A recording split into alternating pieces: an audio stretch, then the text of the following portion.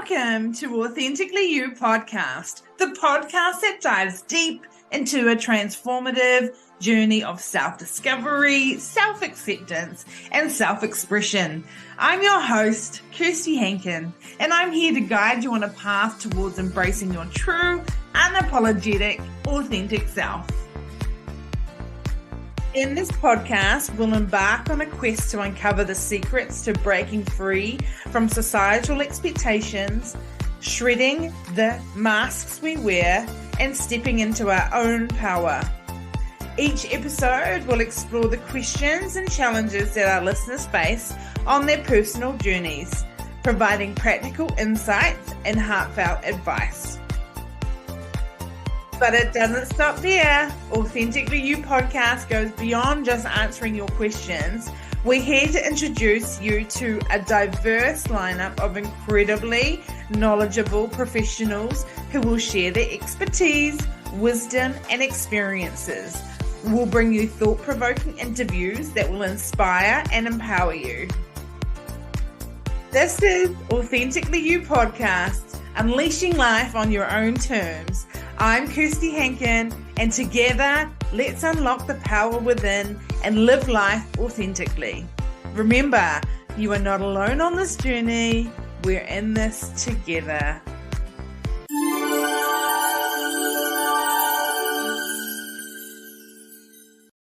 Welcome everyone to Authentically You Podcast. And today we have the beautiful Jyoti. She is a business mentor, confidence coach, and educator at Jyoti's Coaching Mentoring Online, helping inspiring entrepreneurs to develop their own business ideas into more minimal viable products. So welcome, Jyoti. How are you today? And tell us a little bit about yourself. Thank you, Kirsty. I'm so excited. I've hardly slept. I'm so excited to be here.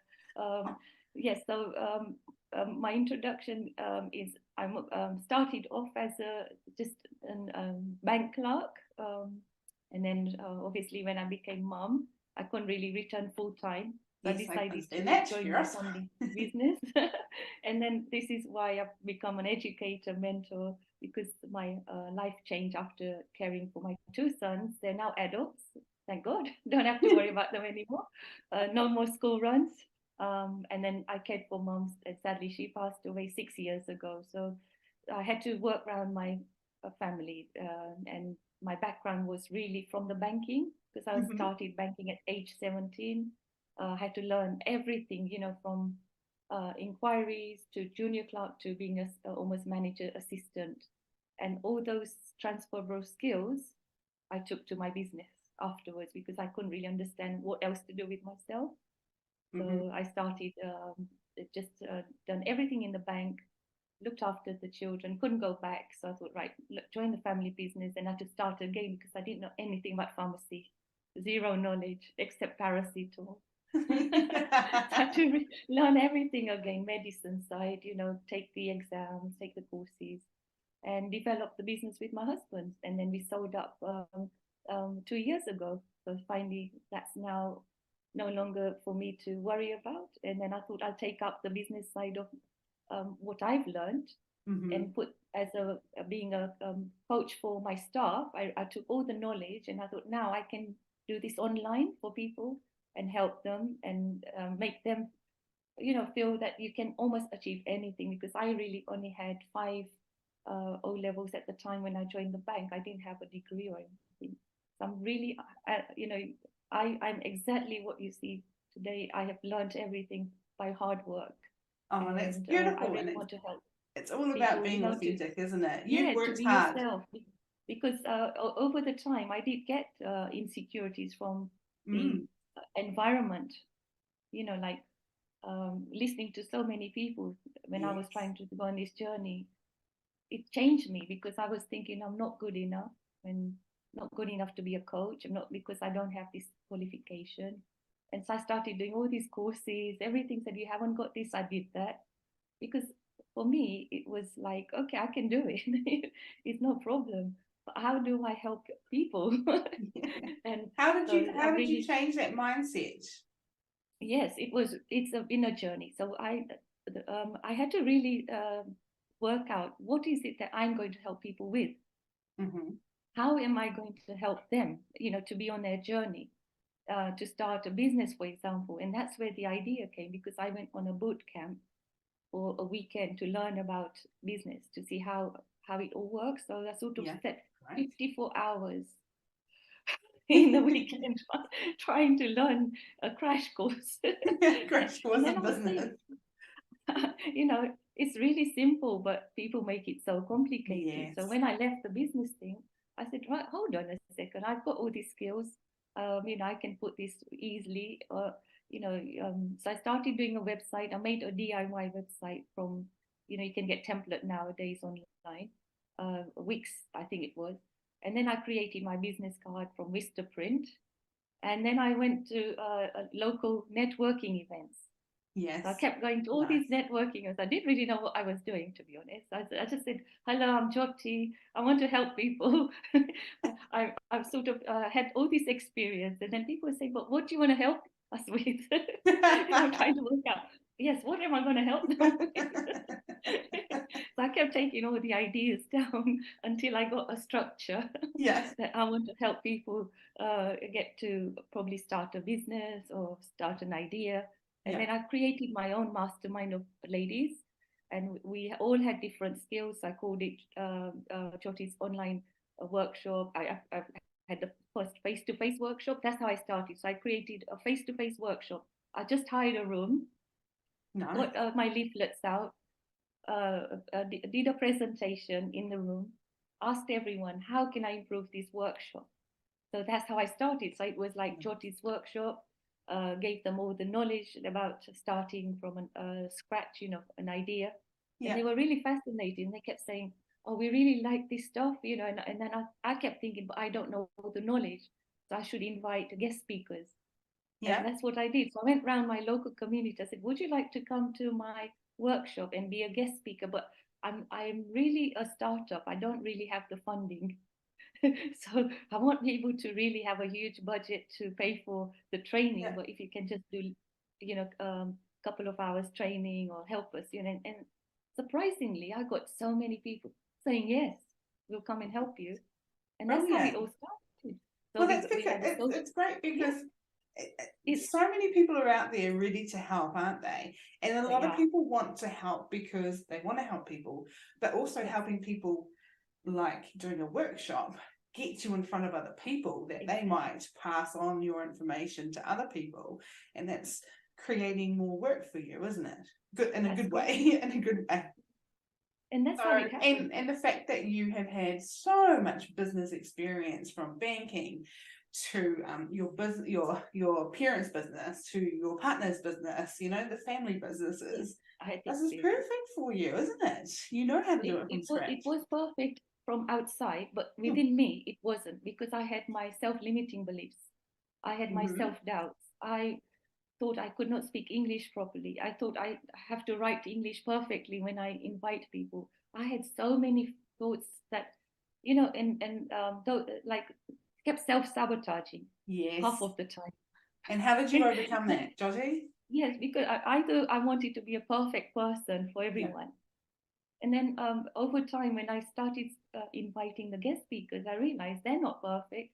They're making mistakes. But why am I so like worried about all these little things? I mean, I should not concentrate on the little stuff. I should be concentrating on my strengths, Absolutely. because mathematics at school has been a block for me all these years, and still Mm. has. I'm still, to be honest, at 55, I'm still trying to work out, why did I have this block at school? And I think one of the reasons was my language, being English, I couldn't speak at school. So I couldn't really communicate myself to the teacher, saying, Right. I don't Yeah. really understand this, I have no idea what you're teaching me at the moment, it's not staying with me. Yeah. And I realized that was my difficulty. But at all these years, I couldn't understand. I kept thinking, I'm not good enough for maths. I'm not good enough for English. But then I realized I couldn't speak English. So how would I know? How can I communicate my message to everyone? Yeah. And then I realized these are the blocks that I was carrying from a young age. I had to remove those mental blocks, which was holding me back.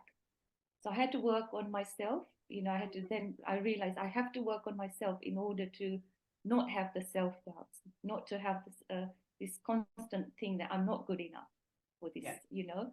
The way I did it was I sort of hired paid mentorship to people who could Great. help me with these mental blocks. And Yeah. it took me a long time to work with them. It didn't just happen overnight. They gave me all these exercises, workbooks.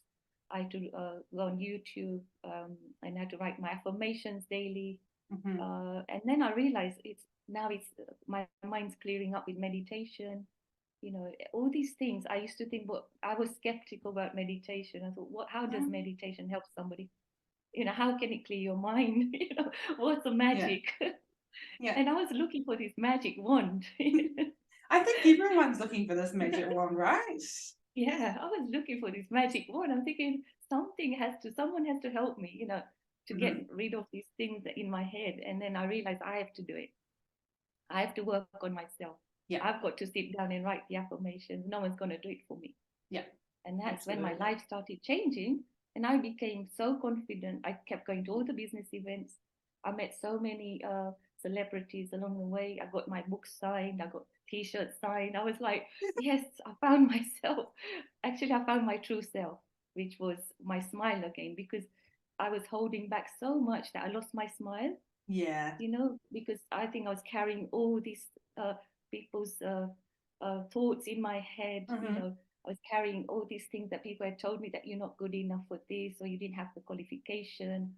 And it was troubling me. And then I realized, no, that's just fears. It's nothing to do with people. It's me carrying the fears and trauma. Yeah, And my absolutely. friend said, you have to work on these things. Absolutely. And what you sort of realize is that everything that anyone says to you in a negative light isn't actually about you at all. It's about them and what they believe and what their habits are and their limiting beliefs. So no matter what anyone says to you, and this has taken me a very long time, and I know it's taken you a long time. We talked about this before. If you're working on you, you have to block out what people say. And that's it, right? Yeah. Take when people are giving you advice or telling you what to do, take bits that resonate with you. Yes. But not necessarily take them to heart. Like you can have a check them out and see what you feel about them. But if anyone is completely negative and saying you don't have qualifications, you're not good enough, you don't speak English well enough, those are their issues. And that is something that I want to put across very strongly, because that stops so many people from achieving anything, is the negative thoughts from other people, or the news, or movies, the expectations of falling in love being this big romantic thing. It's not necessarily going to be like that. Societal expectations have a lot to do. Yes, we expect so much from ourselves, don't we? We should be kinder to ourselves. Oh, absolutely. I think sometimes, we should be kinder to ourselves. And then I realized I should be kind to myself, and then self-love, self-care, because I think the reason is I used to do everything for the family first. I always put them first on the list. I never put myself first, because it was my nature like that, to try and get everyone happy, get things done for school. So make sure everything's running smoothly at the shop, smoothly in the house, make sure the dinner's ready, everything's on time. And then you don't realize in that process you've sort of also losing yourself a bit, your me time. And then I discovered that I do need that time to myself to sort of vital, isn't it? Make sure that I'm happy inside, and I never thought about that. It's only when I started doing this course, that I realized that I'm really not giving myself any time. And do you think that's being a mother in general? Yes. Because I am lucky enough to have a beautiful 3-year-old boy. Bless. But I feel the same. Like everyone is put ahead of me. Everyone is I make sure the house is clean. I do the breakfast, lunch, and dinner, and make sure everything's okay. Trying to work on my business. And the last thing that happens is myself. when it should be the other way around. It should be the other way around. Because if I'm looking after me, then I'm giving more. Exactly. And that's the trick. I had to change. It's so hard for me to change, honestly. I kept feeling selfish inside. I said, look, I've got to get this done. I've got to sort this course out for myself. I have to go here and there. I can't do this for you now. And they thinking, Mum's changed. Mum's not doing what she used to do. And I said, look, I'm balancing bit of so I can go out of the house and do things and learn for my, like on my courses. I need to go on this face-to-face seminar. I need to try and network with people. So I've got to have that time out of the house. At what point did you realize that you needed your own time? And how did you? I think when I met, how did you get there? That it came from when I met through networking events. I saw how other entrepreneurs had the similar situation when they started up. And then I learned from them. Really, I said, how do I get my message across? How do I say what I'm doing? Because I really not clear on it at the moment. I don't have the clarity. And then they said, you have to work on yourself. But at first, when someone said you have to work on yourself, I was totally lost. I said, what do they mean? I have to work on myself. I'm working hard. Like you think work. Yeah. And so I realized they mean that you've got to like give yourself first on the list. Give yourself like time to get all your thoughts out. Have a way to just have 10-minute meditation or go for walks. Do something like 15 to 20 minutes a day routine for yourself. And that's even if it is small, it means a lot, doesn't it? That's when the actual light bulb moment came. I have not been doing that. I've not been doing anything for myself. It's always been the fact. It didn't click though. It just didn't click because I just thought this is my routine. I'm happy with it. Everyone's happy. I'm not worried. But then when I actually wanted to help other people, you have to help yourself first. You got to make sure you're happy inside. Then you can give. And like they say, is it something about the glass being full, or I can never get that right. You might be able to help me on that. Sorry. If the glass is half full or half empty. Yes. And I could not understand that. So I had to like work out, what do they mean? I tell you, English language for me has been quite funny because sometimes I understand things opposite to what it is. I guess. If someone tells me something, I probably go opposite. I think, okay, that's what it means. So for me, it's another issue. When you don't understand the metaphors, I take it literally sometimes, And so I had to overcome that as well, thinking, I'm sure they mean that. And then when I asked my husband, he said, no, that's just a metaphor. Oh gosh. It's not literally you do that. You're probably just looking at people like, it's so strange. Okay. I said, where do they get this language from? Remember, I didn't speak English. I learned the hard way. I learned from television. I didn't have an English teacher. So I really, to be honest, I came here from East Africa when I was about 10 years old. I was put into a little bit of primary education and then straight into secondary education with no language. And so everything seemed just like a puzzle for me. I had to fix my puzzle and do like body language, sign language, And so really, by the time I learned English, I sort of just about got an idea what I'm doing at school. And then I said, I have to leave school because really I find the language and A levels, I don't think I can cope. So I left early, and I was so thankful that my first job was at NatWest Bank, West End, paying me really well. And I passed my first interview. And I was like, that, I was like over the moon because at school I failed half of the exams. For you to say that you didn't really understand maths and then you worked in a bank. Exactly. This is why I was so happy. I said, how have they chosen me? But then I had to give a maths test because obviously I didn't get my maths qualification at school. Okay. And they put me under pressure. On that interview, I had to do a maths test. They gave me about an hour's maths test. Holy moly. I got 95%. And I was saying, oh, this math is much easier than at school. all these theory, algebra, we were doing all these triangles and acute angles.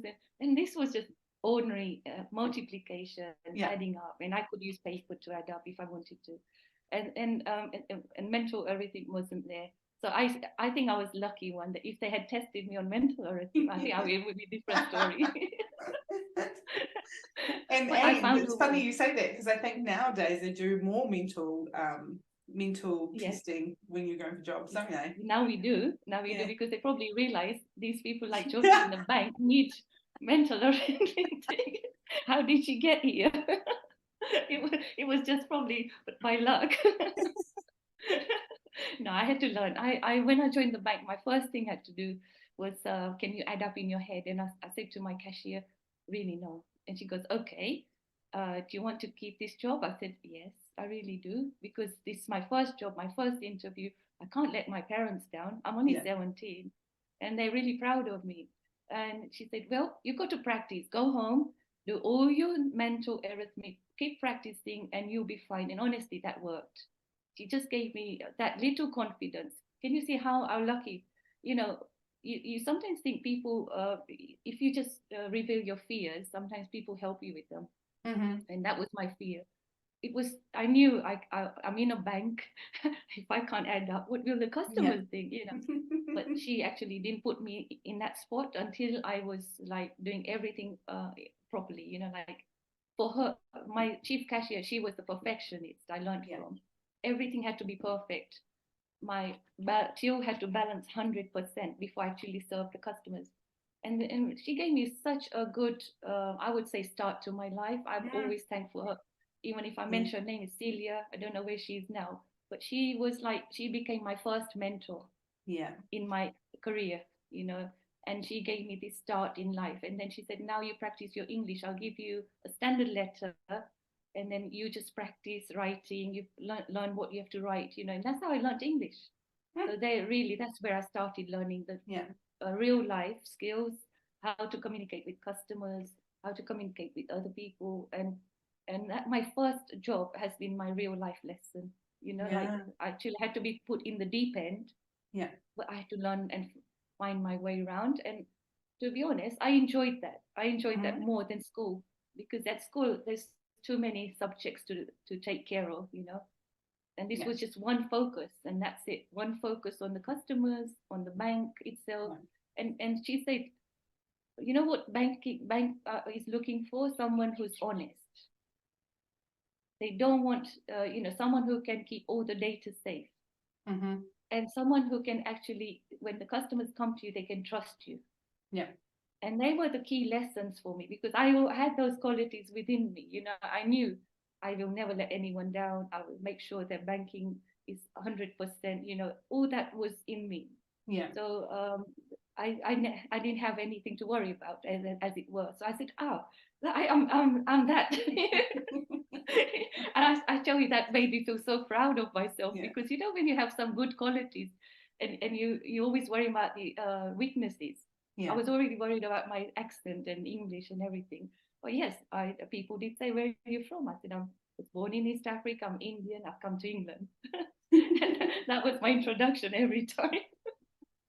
And then we had conversations from it. So, it started. Isn't it funny that sometimes we know we probably deep down know what we need to do, but sometimes it takes someone to say, hey, try this, and you're like, oh, of course.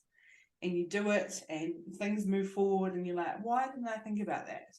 It's just natural to have mentors in your life, isn't it? And I always go back to a story that I got told about coaching, getting a coach or getting a mentor. As if you were chucked into a jungle, right in the middle of the jungle, and told to find your way out. You could try and find your way out, and maybe eventually you would. But if you had a coach or a mentor, they could literally come in, grab it from a helicopter, pick you up, and take you out. It's just, they're there to help you get to your end destination, and they can get you there a lot faster. So you would have worked out that you needed to do some maths problems at home. Yeah. you may have worked it out, but Yep. someone has said, this is what you need to do. Sometimes that's what we need, and sometimes it Yeah. takes someone else to show us Yeah. that, doesn't it? It did, and that's why I think I feel fortunate, because even my customers used to help me sometimes. If I didn't know where certain things, they would say, "Look, it's just behind you." Oh, okay, thanks. I said, "Do you want to come and work here?" He said, "No, thanks." But I really enjoyed my life. I must say, I just didn't feel that I was working. I really enjoyed exactly what I did. I love serving people. It was me. And sometimes people said, "How do you solve all these difficult problems from clients?" I said, "I just keep my mind still to listen. If I listen to them, and if I know what they want, I can just quickly solve their problem." Yeah. But and that's the quality I think I had, because I used to listen to the client and say, exactly what's your problem, and how can I solve it? Yeah. And it sounds like you've got really good focus as well. Yes, and that helps. That helps, like to overcome all your fears and everything you might be going through inside. But then I said, it's not really about me. It's about them, isn't it? You are serving your client. Yeah. Why am I so focused on myself? I don't need to worry. So at that age, I had this thing that I've come here to work. I'm getting paid. I should give my best. I'll do everything in my power to help people. It doesn't matter if I have to go out of my way to do it. Yes, there's funny stories. I can tell you one of them. I didn't really know what my duties were. Someone phoned up and said to me, "Can you please go to Spanish tourist office, which is across the road from you, and collect this magazine and put it in the internal post?" And I actually did that. And then my manager said, "Hold on a second, what are you doing this for?" I said, "I don't know. I got a call." And then they asked me to do this. And then he said, "It's not in your duty to do that." And I said, "Oh, sorry." I just naturally do things for people. So I actually went out and done everything. I went out and got the magazine. And then they were watching from this window saying, "What's she doing?" So this is me. Who was it that called you? Someone from another NatWest bank, a lady who probably worked for another NatWest bank, and we have an internal post system. Yeah. So I just put her name on it, and I put label and her name on it in the internal post. Oh my gosh. So, I did silly things like that, and my Yeah. manager couldn't understand that, and even fixed the ATM machine. And he came down. He said, "Why are you fixing the ATM machine? You're not meant to be engineer." And I said, "I do things at home." So I opened the till, started fixing it so I could then work it again. But this is the thing. This is me, and I really didn't understand. You've got to call the engineer. That would take a couple of hours. And then when I learned that lesson, I said, next time I will do that. Next time I will call the engineer. It took like forever for them to come. Yeah. I said, I can easily fix do it yourself, right? But then I realized in a real world, you've got to follow certain rules. You can't break the rules. Remember, I had not been at school properly. Yeah. So I really didn't understand the rule book. So I had my own thinking going on. This is the beauty of not understanding English sometimes. So you do things how you are. And then I had to change. I think, oh, okay, I have to call somebody. Okay, who do I call? And they said, this is the number. So yeah, I had lots of customers say to me, we loved being served by you. Yeah. And that's then good. It's so nice to hear. Yeah. And I was thinking, is this what you call work? And that's what it should be like, right? Though it was like everything that you're doing in life should feel like that. And exactly. And this is why when I've seen the change now over the years, and I see a lot of people going through stresses in their work, stresses in their family, and I just want to feel I can give them a little guide, to say, look, how can you manage your time? How can you put everything that you want to do, but outsource certain things, like even a cleaner for your house, that would help you.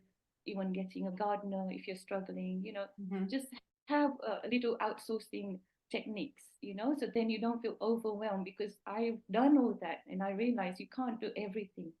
You just can't physically do everything. Otherwise, your life will suffer somewhere. Something will have to give in. And when I realized that I was outsourcing later on, when I got my salary, I started outsourcing to have a cleaner, to have a gardener. People said, "Oh, you're living a luxury life." I said, "Yes, I am, because I've got to manage so much more. I want to. My goals are getting a bit higher now. I want to go up in my world now. I just don't want to stay where I am. In order to do that, I do need to have outsourcing techniques. It could be just a couple of hours. You don't have to have a cleaner for. All I did was I said to my cleaner, look, I can't manage all my cleaning. Can you manage certain things for me that I can't manage? And I'll just pay you for that. And she said, I'm quite happy to take just that.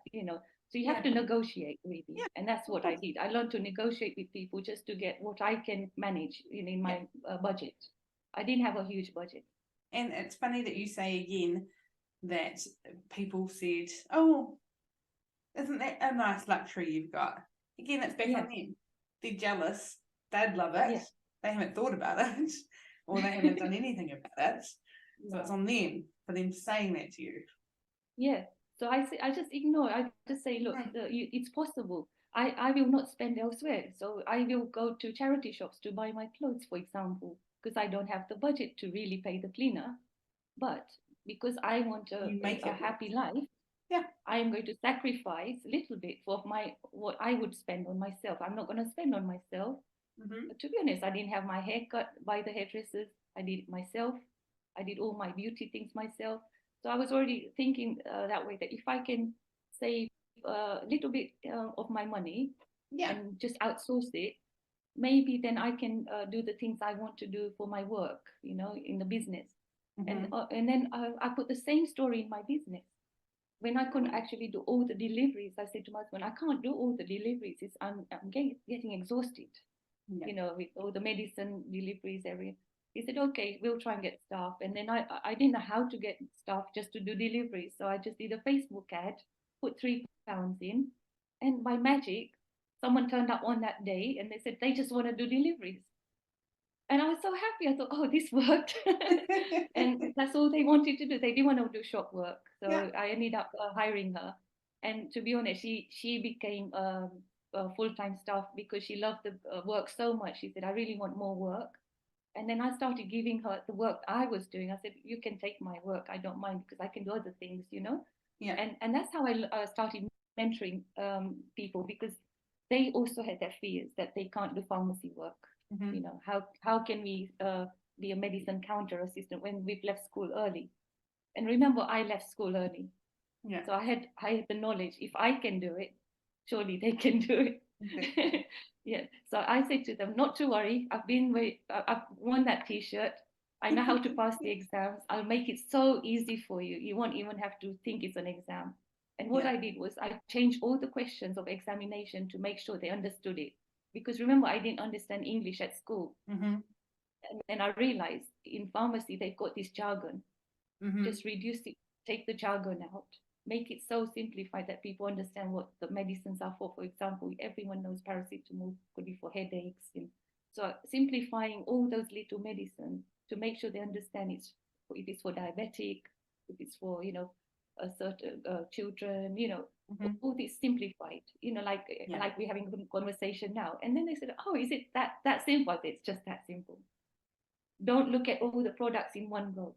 Just let's do one at a time. And over a few years, you will know each one. You don't learn everything no one learns everything like that. Everyone's got a handbook somewhere. And she was so amazed. She goes, is this how you learned everything? This is how I've learned everything. So I know each product now. But this is what life teaches you. No one's, there has to be a simple way of learning. But in school and education system, they've overcomplicated it. I also think that expect, I think people a little bit older, sort of also, like we were talking about that magic wand. People want a magic wand. They want to know everything now. They want everything now. They need everything now. But it doesn't work. It's like you said, you simplify it, take it step by step, break it down. Then it's easier to get there. So if you've got the big bulk in front of you, that's gonna be a fear and a doubt and it's too big. If you break that all down, break it much down. easier. Exactly. Just like, when we say if someone's training for marathon, for example, they're not going to do the 26 miles in that day. They have to learn from the beginning of doing 1 mile, 2 miles, 5 miles, and then slowly their body changes. Then they look at their nutrition, then they look at their diet, then they say, oh yes, I must try and do certain exercises to make sure my muscles, don't get tight and all this. It takes some time, doesn't it, to actually then do the marathon. Same with the business. You're not going to be able to do business in one go. You've got to break it down slowly. It takes time, and obviously you're learning at the same time. So you are going to make mistakes. And then you learn from them. Because if you didn't make mistakes, you can't then solve problems. Absolutely. Simple. The most successful people in the world have failed and failed and failed and failed and failed and failed and failed. And that's how we learn and grow as people, isn't it? And growth happens when you actually go through struggles. It doesn't happen when you're happy. Yeah. Believe me. You won't learn anything when you're happy. You only learn when there's a struggle. Yeah. Because you're trying to solve that problem. And you're trying to say, how can I solve this? This is a major problem for me. But when you actually look at a struggle, it's really, that's where you're going to come out of your comfort zone. Absolutely. Yes? Because once you come out of the comfort zone, you start experiencing so many different, struggles and obstacles, and it will keep going. But once you pass through all those hoops and you're there, you realize that you needed to be a better person. You needed to go through that. Because you've come out wiser from that situation, Yeah. So struggles are really part of our life. We can't just block them out. Yeah. We sometimes have to face them. We sometimes have to work on them. There are opportunities to move forward and grow, aren't they? I feel like there's a lot of people in the world that are still stuck in their comfort zone. And I've got clients as well, or haven't actually got clients anymore, because they give them some information, get them to start working on it, and they just say, oh, too hard. And then they just go back to their comfort zone. And those people aren't ready. They're just not ready. They will be ready, because I've worked with people who, like you say, I went through exact same process. So funny. I used to think I'm teaching this, but they're giving up easily. And I know why. You know why? Because at school you do your exam, you get a certificate, and you think that's life. It's not. That is not life, honestly. No. And I'm so glad I failed my O levels, because I would have worked like that in my head. Yeah. And that's why I wanted to change the education system in UK. I wrote a letter to Sir Richard Branson. So many people, I used to just write and say, we really need to look at entrepreneurship in school. We really need to, because I couldn't really do it myself because of my lack of experience. I started thinking, if I just write to my ideas to Sir Richard Branson, to mentors who are taking education outside, they go as guest speaker. Like one of the mentors that I work with, Mike Green, my first question to him was, you have all this experience, will you be doing something for schools? And to be honest, he's doing something now for schools. And that was like, I gave that question about 8 years ago. Yeah. And now he is actually a chairman in a university. It's helping build a university with a lot of entrepreneurship behind it. So sometimes, when you have ideas, you should share them. Yeah. Doesn't matter whether you can do it or not. I didn't really care if it's my idea. I used to write it down, send it to people and say, this is the idea we should really have. And I just don't know how to work, because schools teachers are overwhelmed. We can't ask teachers to be entrepreneurs, because it has to be in their DNA to be an entrepreneur. DNA comes from experience. It doesn't it's not coming like, oh, they can teach this, It has to come from the work they've done. If they've worked in a shop, they would understand how a shop works. Yeah. Yes. So where is Mike Green? He worked in so many retail businesses. He's been on Channel 5 as a secret millionaire, and he helped the community. So I thought I can ask him, because he knows this stuff, and working with people who are like top mentors, that's where I realized that they're just like you and me. Yeah. They've been through the journeys, and now they've reached this point where I used to think, wow, but they're the role models, if you see what I mean. But they've been through the same journey as you and me. They've been going through the same question, same thing, same pattern, you know. And then when I realized, "Ooh, these people have worked so hard to be where they are, you know, and we should respect them and learn from them." So every time there's like a networking event and they're speaking, I will go to and take my notebook and make sure I write the notes, because I know I'm getting the best. And that's what I Do you did feel over the when five, you're 6 seeing all years. these entrepreneurs and people that are very successful, and you're Yeah. taking notes from them, how Yes. do you put what you're hearing into being still keeping yourself authentic and not being trying to Yes. be that person? So you just learn from their struggles. How did they overcome their struggles? Like even for them, looking for example, investors, they found it a struggle to find investors, for example, or they found it, that the model sometimes didn't work and they lost money. So all these mistakes that they were sharing, it becomes a strength for you, because if you, like me, who don't have take calculated risks, I'm not one of these person who just take a risk. I'm not that. That's not my idea. I like to, because I've been brought up in a certain way from a young age, because money has been to be wise about money. I feel like I can't lose money, so obviously I don't have this thing. Oh, I'll just do this investment. It doesn't matter, just take a risk. I have to really calculate the risk.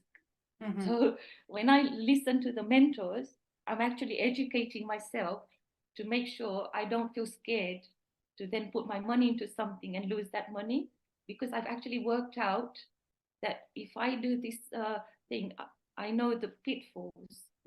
So I shouldn't really be, then I should overcome that, without investing in something I'm not really 100% sure. So really what I do is I sit down, write my goals. I write down the measured goals. When do I want to achieve this by? How I want to work on this goal, and then I try and visualize the people who might be able to help me on that goal. And when I go to the networking event, because I've visualized the people who might be able to solve that question for me, I ask that question. So you have to be prepared when you go to a networking event. Just sit down with yourself for 10 minutes and see why you want to go to the networking event. Because remember the word network, there is a word work. You're actually working. It's not just a coffee meeting. Yeah. People think networking is just coffee meetup. It's not, because you're actually working behind the scenes to meet the right person to help you and guide you. And that's how I sort of thought about it. I said, why is it called network? It's because there's a work, WRK, in it. You have to work for it. And that's how you build your network. Because if you get the top entrepreneurs, that's your worth, isn't it? Because if you can get someone in your circle of friends, you can ask them the question, they'll guide you really quickly. Exactly. So that's why if I have to solve a problem and I can't solve it, I can ask one of these mentors, how can I solve this? They will just give me by email, this is what you should do. I've saved about hours of work behind the scenes. Brilliant. I love that. What I'm trying to teach people, that when you go, you've got to build relationships. Yeah. You got to have knowledge of how to build relationships. And the only way you can is be yourself. You don't have to be anything else. Be yourself. Say you're learning. You don't have to know everything. People will not test you for that about business. I will still want to know everything. Even if I die, I won't know everything, because that is changing every time. Did we ever think we we're going to get AI in our life? Now we're talking about artificial intelligence. Some people will hate it, some people will like it, but we have to embrace it. Yeah. So it's every day it's changing. The market is changing. It's not going to stay still. But what you can do is don't be overwhelmed. Just be yourself. Learn the skills, new skills, anything new that will get you out of comfort zone, because all these things, to be the person you are, you need to come out of your comfort zone. And yes, it's scary. Like even when I the first tip Mike Green said, go and climb something or go and do something that you're afraid of. I was afraid to go on a cruise because I had fear of water. And my husband was asking me, let's go on a cruise. I really want to go on a cruise. I kept saying, no, no, no. For 7 years, I kept saying no to him. On the 8th year, just before I met Mike Green, I said, my husband keeps asking me about going on a cruise. He said, go and do it. And I said, I'm really scared. He said, go and do it. You'll see how you change. And honestly, coming out of my comfort zone, I went on the cruise. We did the drill. They gave us the fire drill. They gave us the where the rafts and everything, and I felt so comfortable. I said, why was I scared? I was so scared, And then once you have all this training within the cruise, I've been 5 times after that.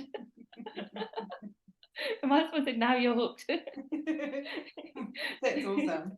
So, so this is exactly what I would have missed out. That I'm just telling you my story, that this is, if I had stopped myself not going, I would have missed out doing the cruises around the world, like Caribbean. So sometimes it's very difficult to come out of your comfort zone, but you've got to take the steps, you have to say, okay, I'll give it a go. And once you do give it a go and you actually get on the other side, you actually look back and go, what was I even worried about? Like that exactly. was And then but it was, you get a sense of freedom. Yes, yeah, and this is where the growth happens. So as I said, because I then overcame that fear, then I started working on other fears. That I can go and do this now. I can, and it just shows it's really about you, how you can change your mindset. Yeah. So when you change your mindset, like, okay, let me give it a go. Don't be fixed on it. Let me give it a go. See how it goes. I've got nothing to lose. So you have to just say, I've got nothing to lose. I'll go for it, and I'll learn from it. Yeah, beautiful. Yeah? And then you take your steps. Yeah. So if you had to create a business like from scratch, and you had a really nice idea, and you think, who's going to listen to me? Who's going to be helping me with this idea? The way I do it, I say to them, go and ask 5 people whether it's something that they would buy from you. Yes, whether it's something that is solving their need, or is something that they would want. Repeat, like repeatedly, not just once. And then if you're solving their problem, a need, and you're doing it in your authentic way, yourself, they trust you. So build, know, like, and trust. That's so important. Once you build that, and then you go to other 10 strangers and ask them and get their feedback, then you actually understand your idea might need to pivot. You might need to have certain other things added to it, and what you had original, it's not going to be that. By the time you go through the process, your ideas change completely, because you're actually working towards who's going to buy from you, who's your client. You're really actually working out, will they buy my product or service? And that's why I always say, do a little minimal viable product. And you go actually research, spend time on research. Don't just go and create it. Don't just spend money on it. Go and ask people, and then you look for your target audience. Then you sit down and you work your niche. And once you know your niche, that's where the whole magic happens, because then you're writing your marketing message to that person. Like if you're talking, like me and Kirsty are talking to each other, that's what you're doing. You're actually doing marketing to help that person find you. It's not about, oh, I'm not good at selling. It's about, if you can help someone lose weight, or if you can help someone with fitness, or if you can help someone mentally who are going through, like, stuck in their system that they don't know what to do, and you get them out of it, it's such an empowering thing to do. Absolutely. Because you're actually changing their life, not just their life, you're changing their family life too. Because when that person becomes happier, the family around them becomes happier. I've seen that myself, because I've worked with so many different people to help them out, and now I'm seeing the growth on, like, the mother and the daughter now. It's such so a you have to bear that see. in mind, that you're not just helping, you're actually empowering their family and the ripple effect. So if you have something to share and it's your gift and you're scared, no point keeping it to yourself, because it's just so empowering to help, and it's fulfillment at the end of the day. It's your purpose. So you could have anything, you could have any ideas, people will, that brings joy to them. It doesn't have to be, it could be just a simple idea. Some people sell jewelry, and even in jewelry, ladies love it, don't they? We love our colors and stones and crystals, and oh, I love this bracelet. Oh, how beautiful, So same with products and service. Don't be afraid. Just be yourself. I've learned that being myself got me more customers than I was trying to be somebody else. Absolutely. And again, we go back to, don't worry about what anyone else says or thinks or disagrees or agrees. It's what you truly believe in and want to do. Go for it, because that's what you're here to do. What's the value? What's the value you're giving to your client? Because at the end of the day, they, when you get a shampoo bottle, you don't actually worry about the bottle design. You actually worry about the content of the shampoo. Is it going to make your hair nice and shiny, or is it going to make it awful? Same with the product. You want to deliver something that's going to give them benefits. Value. They're not worried about what's on. They just worried, I want this thing. Is that going to solve my problem? And basically that's the core to secret. Because even in the pharmacy, I could sell, like, I had loads of medicine, but I didn't want to sell just like that. I wanted to sell to their need. So if they came in, I wouldn't say, okay, all right, you don't need this, or yes, you need that. And that's why I had repeat business, because I wasn't just selling them other things that they don't really need, and then it goes in a basket, and then they go home and think, I really didn't need that, but this lady sold me.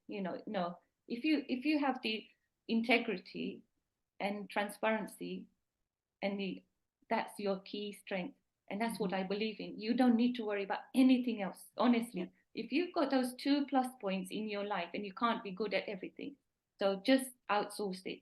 Just get somebody else who's smarter than you, outsource it, because you make money. Once you start having this thought that I can outsource someone smarter than me, don't have, let go of your ego. Let go of your ego. Hire somebody else.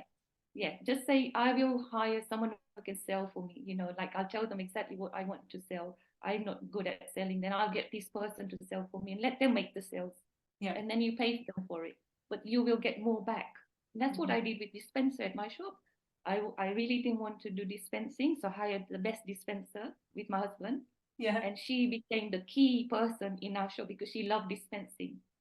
So then she said, I can do more. I'm thinking, wow, she can do more. I think that's enough. But she had the gift. She had the gift to do more, and she loved it. So that's what I learned. I said, right, this is key to success, because now we're getting more customers because we can dispense more. You see what I mean?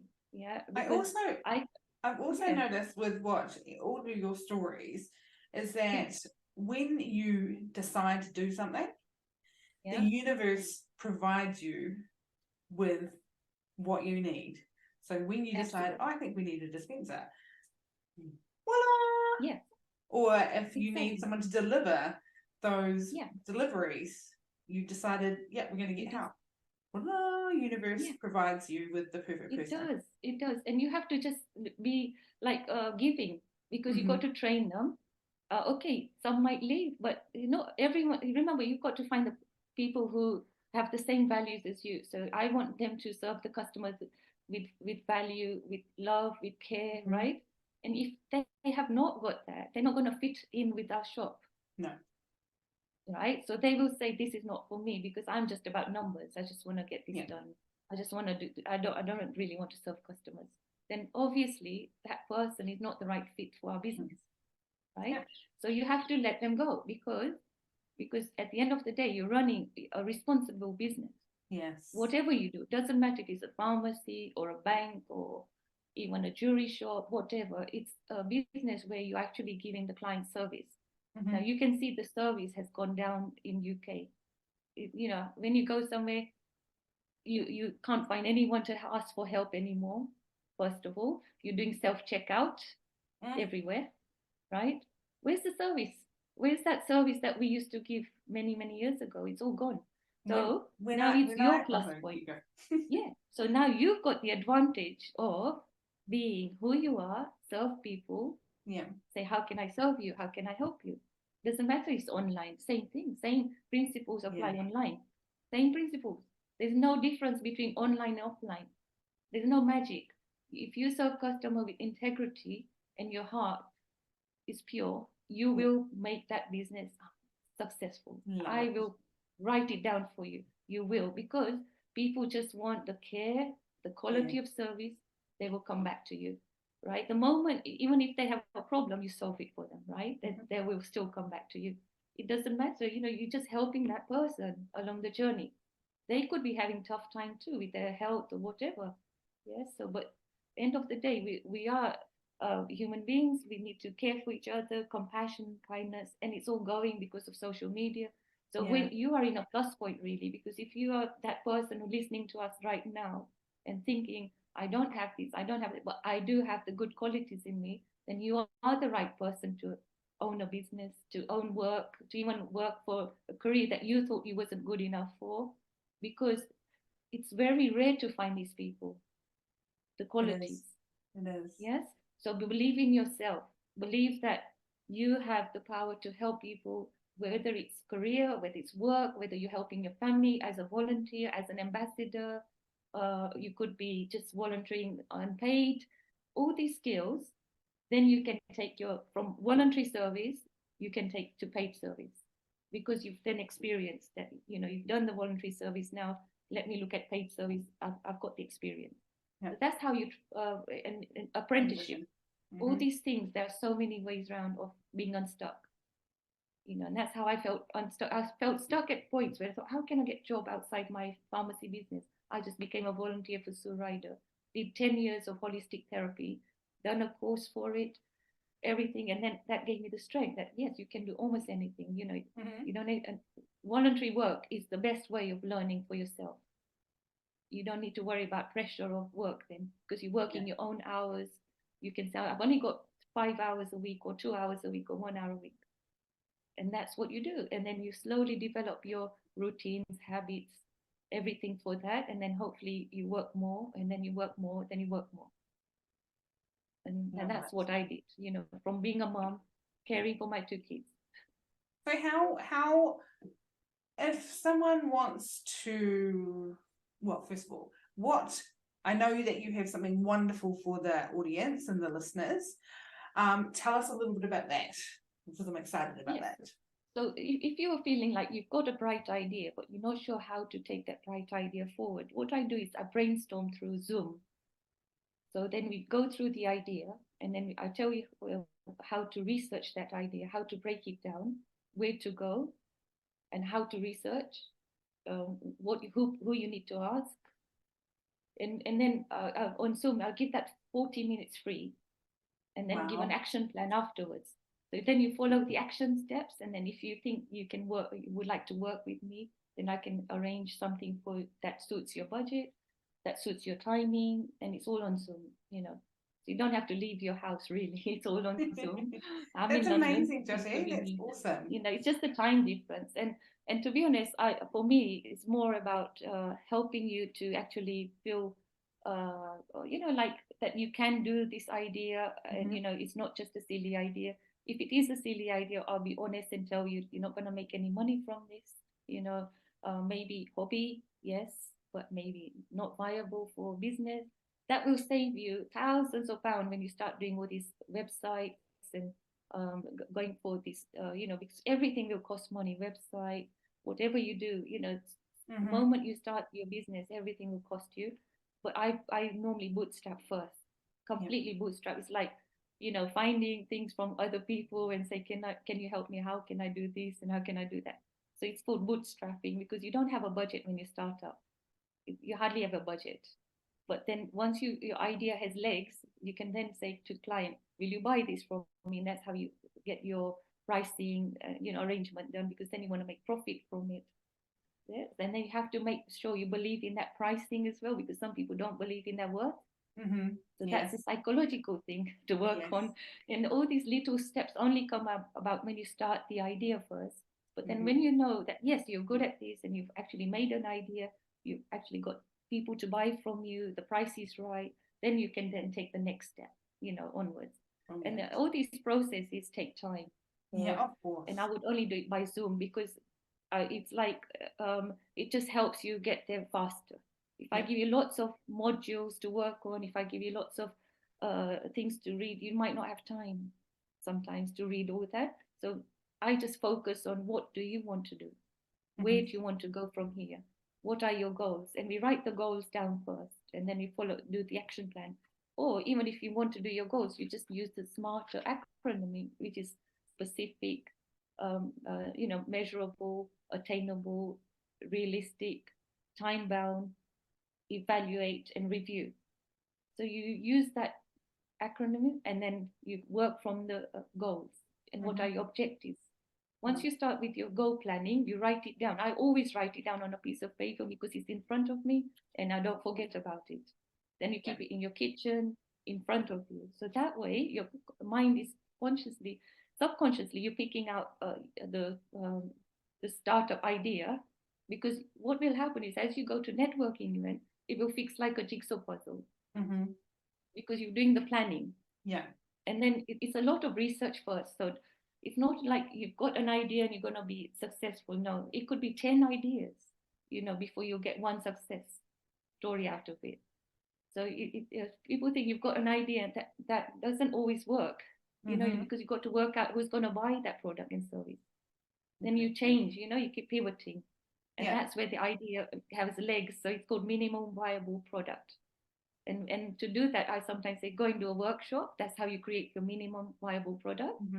And if you're scared to meet people, then I said, right, then you do a survey, online. And then I'll just give them tips according to how they think, according to their strengths and weaknesses. It's all very personalized. Yeah, because then I know that they're not social media person, so they will need to go outside and do this. Or if they're social media person, then they create a Facebook page and ask questions, on Facebook groups, that this is what I'm doing, can someone test this idea, and you get 10 clients saying, yeah, I want to do beta testing for you, and I'll give you a testimonial at the end. And it's so important to get that testimonial when you're testing the idea. Yeah. Because that way then you can use that for your website later on and everything else.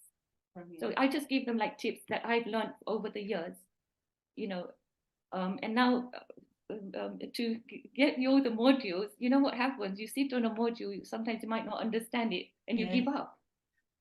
You think, oh, this is not for me. And that's why I realized sometimes everyone has a different learning habit. Some people love modules, fine, we can give them modules. Some people love just talking to directly and they get the idea. Some people like listening, so we can give them, podcasts. Yeah. So there's so many ways now to learn, and there's no excuse for you not to have an idea to start up as a business, because we've got all the resources right in front of us. Absolutely. It's just how do you use those tools? Yeah. Well, that sounds like an incredible offer for the audience. So thank you so much. I'll put all your details in the show notes, so they can contact you directly. To just finish off, I've got a couple of questions for you. Sure. If authenticity were a color, what color would it be and why? For me, it's going to be purple. Yeah. Because for me, it's about calmness. Because once you have a still mind, once you master your mind to be calm, you can almost achieve anything you want in the world. Because you are thinking with clarity, with focus, and then you make less mistakes. Because remember, if you have a calm mind, your decision process will be much better than a mind that's irritated or agitated. You can't really make right decisions when your mind is like that. So the secret really is to calm your mind down, to have a positive energy. So for me, purple is just a positive color for me. I see purple when I close my eyes, so I suppose it's like, for me, that's the color. Wow. But I love colors. I love all colors. So you close your eyes and you're automatically there. You're automatically calm and in your space. I love it. Yeah, so you have to get you have to calm your mind down. Whatever way it works, could be just going for a walk, could be just doing artwork, or listening to music, anything that you feel that helps you calm yourself down, from the thoughts that we all have. Sometimes we go through so much thoughts. So that's how I think calmness, focus.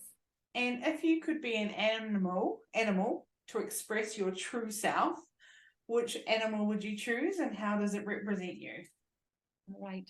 I love peacocks. Yeah, I love peacocks because they're so beautiful.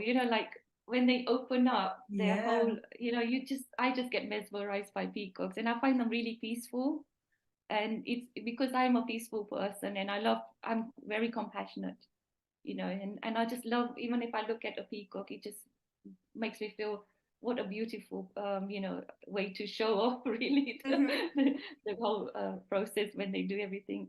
The colors, the peacock colors. Yeah. So I mesmerizing. think peacocks to me as well also has an ooze of confidence when they are out, which I feel that you shine too. That's it. So everyone has to shine from something. And I think we all have it. It's just hiding inside, and you just got to get it out. I tell you, there's no magic wand. There's no magic wand. That's right. You have to work hard to get that secret out. And there's no such thing as secret, honestly. When you go on YouTube, how amount of times I've been going thinking like manifestation, laws of attraction, visualization. Yes, you can. They're all tools to help you get your secret out. Yes, exactly. Your gift, tools. Actually. I should say your gift. Yes. Oh, that's awesome. Well, thank you so much for your time today, Jyoti. It's been a real pleasure talking to you. You're wonderful. You've been very beautiful to talk to, and the information that you've shared with us has been very beneficial for us to learn and become even more authentic in ourselves. Absolutely. And thank you for giving me the chance today. And I'm so excited, as I said, really excited, because at the end of the day, we just want to make the world a better place by giving this podcast. Because there'll be someone whom it might really change their life just listening to our conversation. It's not everything about money. It's also purpose. So sometimes you got to also think money is not everything. Money, yes, you need to live, and you need to work, but sometimes it's purpose. What's your purpose in life? And everyone, honestly, around the world, everyone has a purpose, but sometimes we're just stuck in that. So now, hopefully, between our conversation, you write down your strength and show us your gifts. So I think I'm waiting to hear from the listeners. To say what's their gift. What are they going to share? Absolutely. Well, I'll put that question in the comments on the information on the front. Sure. And see what we can come with, and I'll let you know. Because it's so interesting to because it's really about them. We're doing this for our listeners. Yes. So really, it's not about me and Kirsty. It's about you. How do you want to progress in life? What's the transformation you want to get from us to Kirsty's impactful coach? I've only known her today, and I can see the value she gives. Like from being authentic self. So that's a value which is so rare to find. And that's how I'm going to leave it, Kirsty. I've not met you in person, but I feel like I know you. I feel like I've known you all my life. And I've only met you just now online. Yeah, exactly. I know. And that's when we know it's true connection, and we're on the same path of helping as many people as we can to become their true self, or help them in any way that we can. If this podcast touches one person, that's amazing. If it touches millions, even better.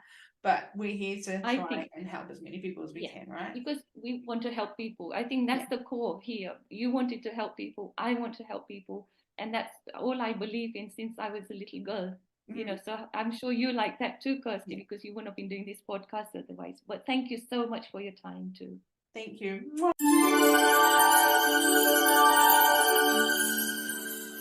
Thank you so much for joining us on today's episode of Authentically You Podcast. We hope you enjoyed the conversation and gained some valuable insights. If you'd like to stay connected with us, don't forget to subscribe to the podcast on your favorite platform and follow us on social media. You can find me on Instagram and TikTok at Kirsty Impact Coach, or Become Authentically You on the Facebook group. We'd love to hear your thoughts, feedback, and ideas for future episodes. Feel free to drop us a message or leave a review. Your input means the world to us as we continue to grow and improve. Remember, living authentically is a journey, and we're so glad and grateful to have you with us on this path of self-discovery and personal growth. Until next time, always remember to be true to yourself, embrace your uniqueness, and live life unapologetically. because you are truly remarkable just the way you are. This is Kirsty, signing off on the Authentically You podcast. Take care and keep shining bright.